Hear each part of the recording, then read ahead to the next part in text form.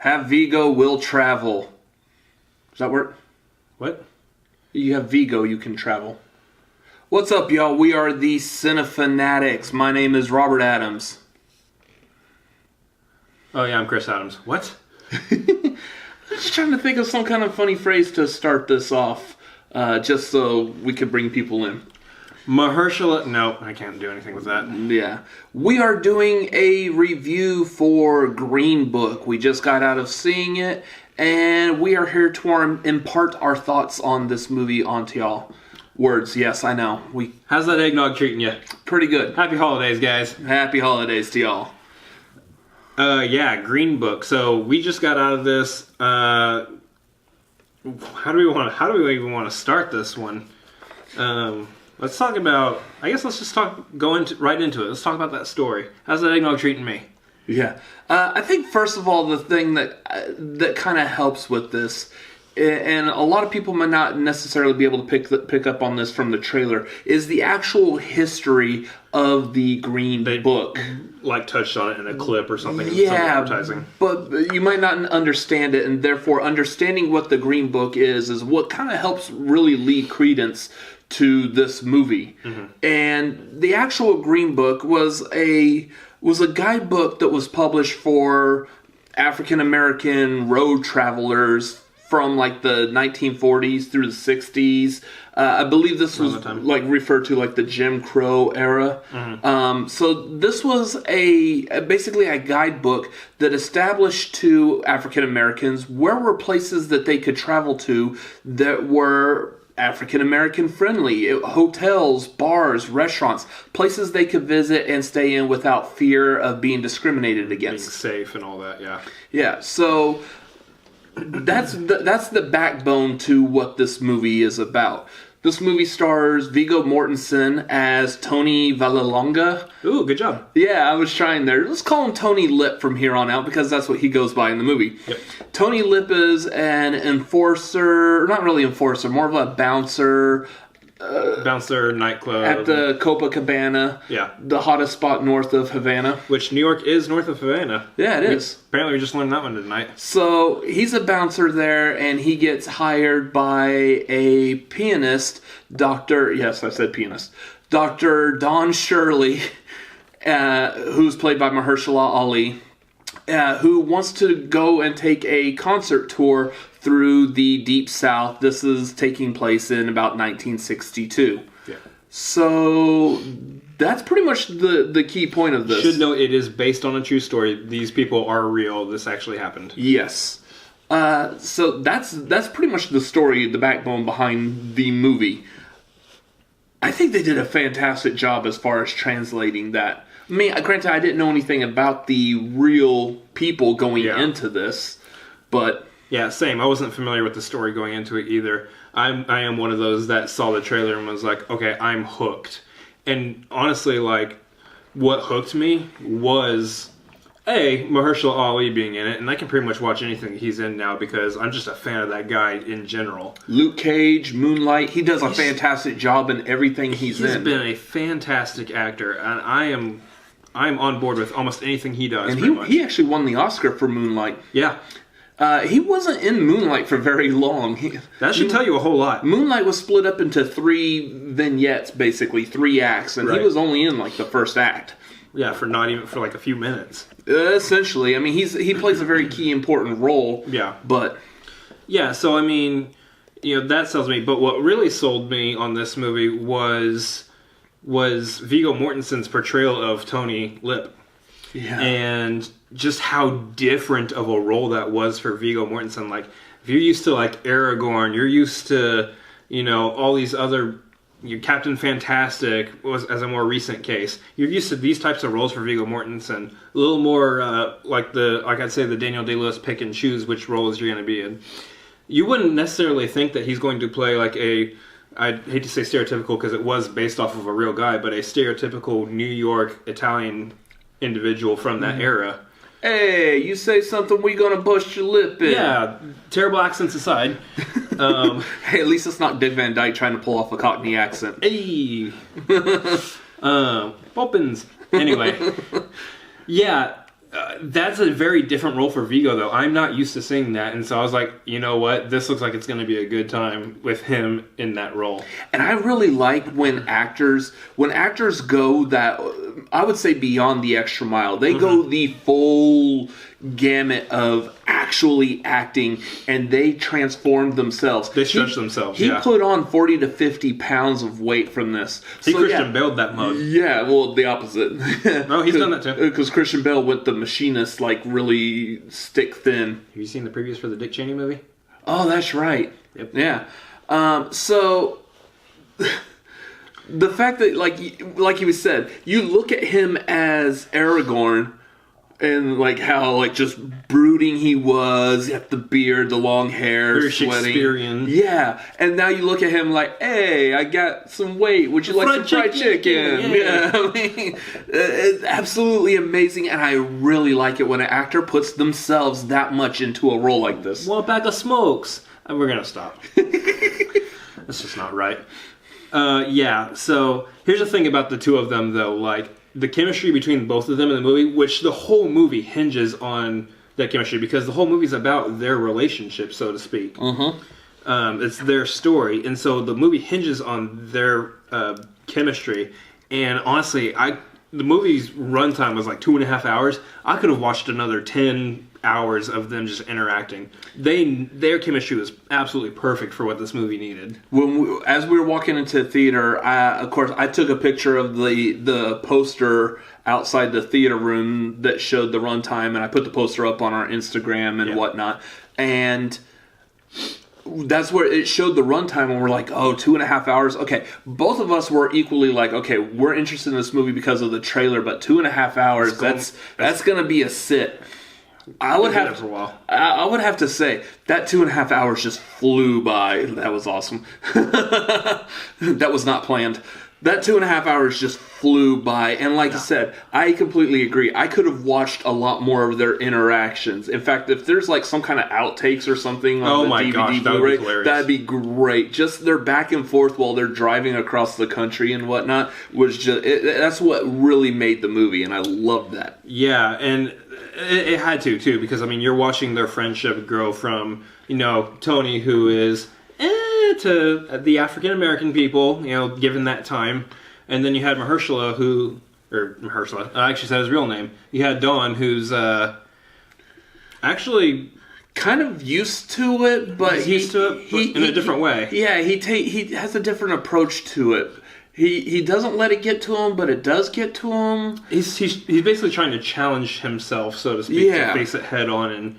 And I mean, he has a mission the entire movie, and that part I won't get into because you would actually need to watch the movie and just know the story in order to... or the trailer again. Well, there's more to it than what they showed in the trailer also.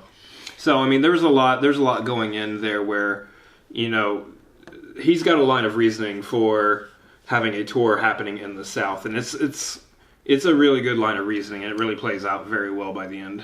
Yeah.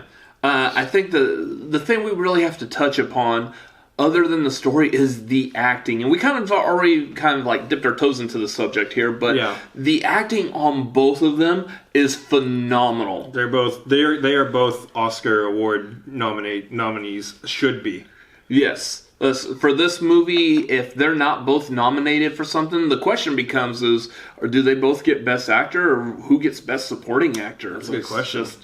Because they both have they're both pretty much equal to the movie. Yeah, I mean, the movie starts off basically telling Tony's story. It is coming more from Tony's side. I think the whole major arc of the movie is Tony's arc, but yeah, but both of them equally deserving of at least a nomination. Yeah.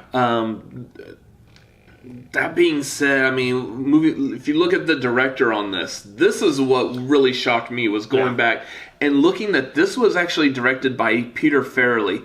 You might know him as one of the two Farrelly brothers, the guy's responsible for directing classics such as There's Something About Mary, comedy goofball movies like Dumb and Dumber, what was it, Shallow Hal, yeah. Me, Myself, and Irene. They did Stuck on You also?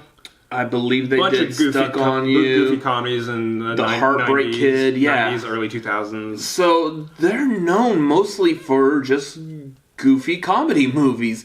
And here's Peter Farrelly going and dropping his marker and doing a fairly solid movie. Fairly. Good job. Fairly solid movie. Good Yeah, job. that works. I'm proud of you. It is a very serious topic. Yeah. But it is approached with like the kind of humor that's not well known to the Farrelly brothers. Yeah, it's so typically like you watch some of their movies and it's I wouldn't say the humor in some of those movies is what would be called highbrow. What is that, hair gel? Yeah. Yeah. Jeez. I had to go straight for the main one that we all know. Wow.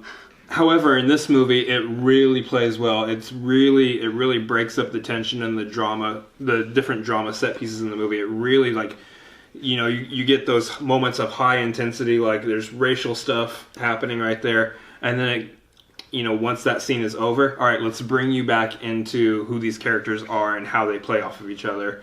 Here's a little fun thing for you as well, and that really does enhance the movie a lot. Just how they use the humor to kind of break up those moments. Yeah, especially when you're getting into like some of these places. Like throughout this movie, they do show like the little on the screen where they're at, and I know of course, given the subject nature of the movie, what they're building up to. And like the final place they visit was Birmingham, Alabama. And so they popped that up on the screen, and you've already seen that dramatic racial tension building through this movie. They show Birmingham, Alabama, and I was like, uh-oh. Here's where this movie's going to climax at. Yep. And it's very interesting the way they handle it. And there's a lot of stuff like that throughout the movie. That tension is there, not just racial tension, but I mean, there's a bunch of other things that happen throughout the movie that you can kind of foresee, and you're already sitting there like, oh. There's moments where you're like, oh no, oh no, oh no. Yeah. And they did a very good job of building that drama in those moments. I would say, and obviously we want to start wrapping up here. I think for me, like one of the last things I want to touch on is there was a lot of very subtle moments that happened throughout the movie that they did callbacks on later on in the movie, and I think that was handled absolutely well. Like just bringing some things that happened before back to the light, and it's like, oh yeah, it's one of those where I didn't go into this movie expecting to want to see it again for the purpose of picking up on things I missed the first time. But I definitely think there could be some things in there that I did miss the first time in this one that I will see it again for that reason.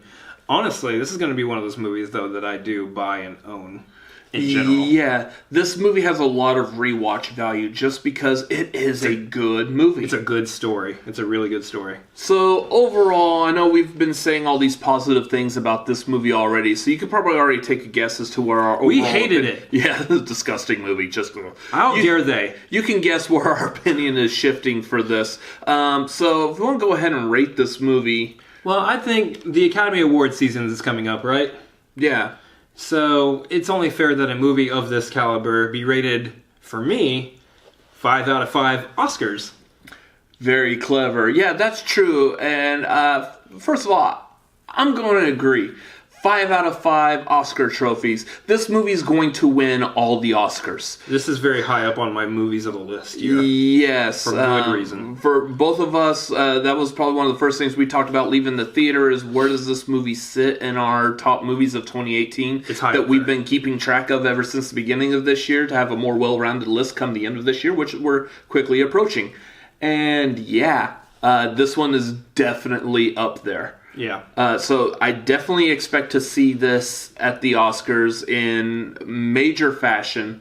I can easily see the acting roles, possibly the best director, definitely a best picture nod, and possibly even like best screenplay. I believe this screenplay was actually co-written by Tony Lip's son. Would this be adapted?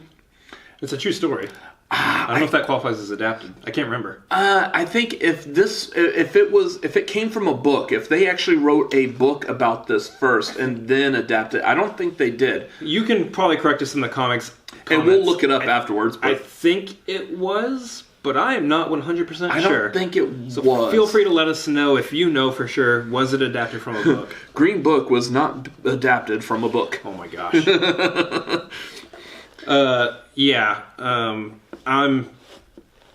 I'm all about this movie. I think it was fantastic. I would absolutely highly recommend you go see it while you still can in the theaters. They'll probably bring it back come award season, especially if it catches some of those nominations. Which it will. I would highly recommend going to see it in the theater. Yep. It's a movie that deserves to have people see it for sure. Mm-hmm. That being said, we want to thank you guys for watching this video. Give this video a like if you liked it. Comment down below, what did you think of Green Book? We would love to have your opinions down below so we can interact with you and comment and talk with you about it all. And subscribe to this channel if you haven't yet. If you like what we're doing here and you want to see some more reviews, we got trailer reactions. We got all sorts of fun stuff coming up, especially since it's the end of the year. And we're going to be ramping up those Oscar videos and those end of the year videos. And there's a bunch of movies coming out still yet that we're going to see. Is that next week? Yeah, we've got a bunch of movies this month that we've got to see and review, so stay tuned. It's going to be a wild and crazy time. Mm-hmm. And we will, catch y'all later. Yeah, see ya.